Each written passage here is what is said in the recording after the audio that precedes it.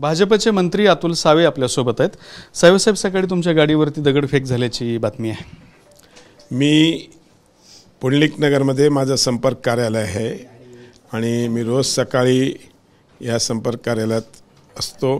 आजही रोजच्याप्रमाणे त्या संपर्क कार्यालयात मी बसलेला असताना तिकडे एक मनोरुग्ण आहे, त्याने माझ्या गाडीवर बाहेर, मी नव्हतो गाडीत, त्या गाडीवर दगडफेक केली।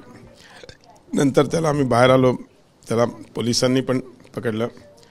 त्याचं म्हणणं होतं की मी एवढा शिकलेलो आहे, मला नोकरी लागत नाही, पण मी म्हणलं त्याच्यासाठी तू माझ्या गाडीवर का दगड मारला? तर त्याने काय उत्तर दिलं नाही। पोलिसाले त्याला घेऊन गेलेत। तो मनोरुग्ण असल्यामुळे त्याच्याशी काय चर्चा करणार? काही मदत मागायला वगैरे आला होता असं काही? मदत नाही, तो दरवेळेस आमच्याकडे येतो, आमच्या ऑफिसमध्ये आमच्या जे आमचे मंडळाध्यक्ष वगैरे असतात त्यांच्याकडून गोळ्यांसाठी पैसे घेऊन जातो। आजही घेऊन गेला। तो मनोरुग्ण आहे? हां। आणि म्हणजे त्याचं म्हणणं होतं की त्याला नोकरी लागत नाही म्हणून दगडफेक? नोकरी लागत नाही, त्याचं शिक्षण काय, त्याचं हे काय आम्हाला काहीच आयडिया नाही आहे।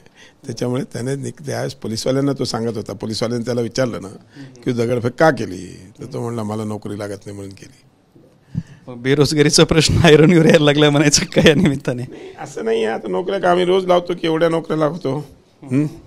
उद्योग येत आहे, एवढे नवीन नवीन उद्योग येत आहेत, रोज नोकऱ्या आहेत, उपलब्ध आहेत, प्रत्येकाने प्रयत्न केला पाहिजे। आता तो मनोरुग्ण असल्यामुळे त्याला ते जमलं नसेल। गुन्हा वगैरे दाखल करणार आहात तेव्हा? पोलिसवाल्यांच्या हवाली केल्या तर पोलिसवाले ठरवतील की गुन्हा दाखल करायचा का नाही। पण काही सक्त गुन्हा दाखल करा किंवा नका वगैरे काही तुमच्या सूचना? असं काही सूचना नाही, म्हणलं एकदा तपासून घ्या, त्याच्या आईवडिलांना पण बोलवा, त्यांच्याशी चर्चा करा आणि कारवाई करा। म्हणजे काही सक्तीनं असं काही नाही? काय करायचं, मनोरुग्णावर काय करणार आपण? मला सांगणार, जो मेंटली रिटायर्ड आहे त्या माणसावर गुन्हा दाखल करून काय होणार आहे? येस। तर होते अतुल सावे, मनोरुग्ण व्यक्ती, त्याने ही दगडफेक केल्याचं त्याने स्पष्ट केलंय। कॅमेरामन अमित आडेसोबत दत्ता कानवटे, TV9 मराठी, छत्रपती संभाजीनगर।